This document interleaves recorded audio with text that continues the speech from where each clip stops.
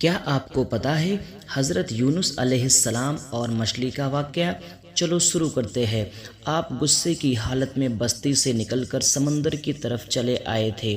آپ ایک رستے کی طرح آئے، اس میں سواریاں اور ساز و سامان لدا ہوا تھا۔ اللہ تعالیٰ سورہ صفات آیت 140 میں فرماتے ہیں، جب وہ بھاگ کر بھری کشتی میں پہنچے، کشتی روانہ ہوئی، موجیں اٹھی، سمندر میں توقتانی ہوئی، یوں لگتا کہ بس ابھی غرق ہوئے۔ کہنے لگے بوجھ ہلکا کرو، اپنا ساز و سامان سمندر میں پھینک دو۔ چنانچہ انہیں لگتا کہ اپنا سب سامان سمندر میں پھینک دیا۔ اس طرح کشتی کچھ ہلکی ہو گئی، لیکن ضرورت کے مطابق کشتی ہلکی نہ ہو سکی۔ وہ کہنے لگے کسی کو سمندر میں گرانا ضروری ہے تاکہ کشتی مزید ہلکی ہو جائے، ورنہ یہ ڈوب جائے گی۔ جلدی کرو، کوڑا ڈالو سب کے نام کا، جس کے نام کا کوڑا نکلے گا اسے سمندر میں گرایا جائے گا۔ بار بار کوڑا ڈالا گیا، عمل دہراتے گئے، یہاں تک کہ کشتی ہلکی ہو جائے۔ چنانچہ صرف ایک ہی آدمی کا نام آتا رہا، حضرت یونس علیہ السلام۔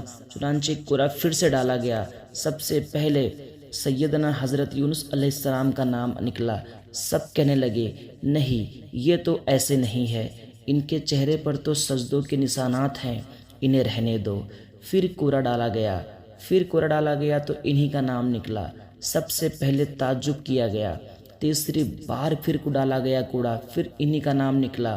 اللہ تعالیٰ سورہ صفات آیت 141 میں فرماتے ہیں، پھر کوڑا اندازی ہوئی تو یہ مغلوب ہو گیا کہ ہر بار انہی کا نام نکلا۔ آخرکار ان لوگوں نے انہیں پکڑ کر سمندر میں گرا دیا تو پھر انہیں مچھلی نے نگل لیا۔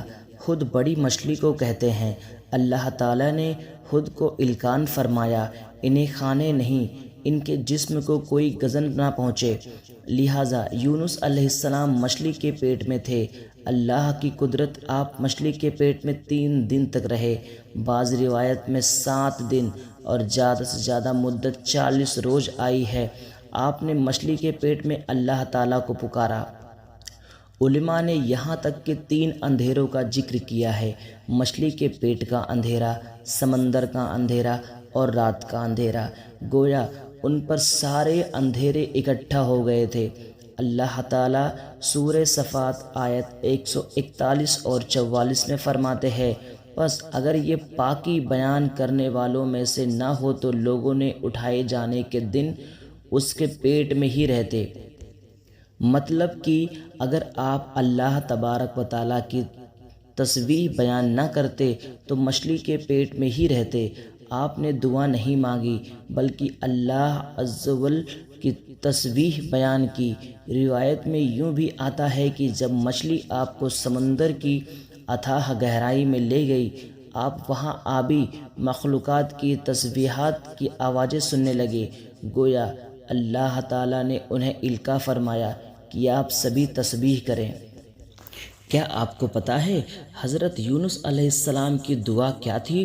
اللہ تعالیٰ سورۃ الانبیاء آیت 87 میں فرماتے ہیں، بالآخر وہ اندھیرے کے اندر پکار اٹھا، الہی تیرے سوا کوئی معبود نہیں، تو پاک ہے، بے شک میں ظالموں میں ہو گیا، لا الہ الا انت سبحانک انی کنت من الظالمین۔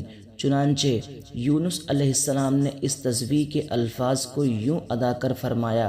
امام احمد، امام ترمذی، امام نسائی، دیگر ائمہ رحمۃ اللہ علیہ نے یہ حدیث نقل کی ہے۔